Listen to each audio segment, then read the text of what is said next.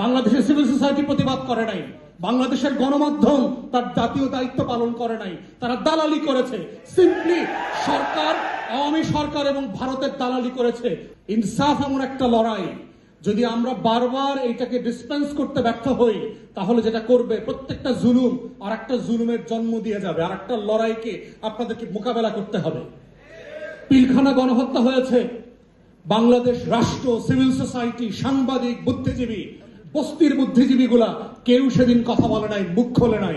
খোলে নাই বলি 17 বছর ধরে বিরোধী দলের নেতা কর্মীদের উপরে দিনের পর দিন, মাসের পর মাস গণহত্যা হয়েছে।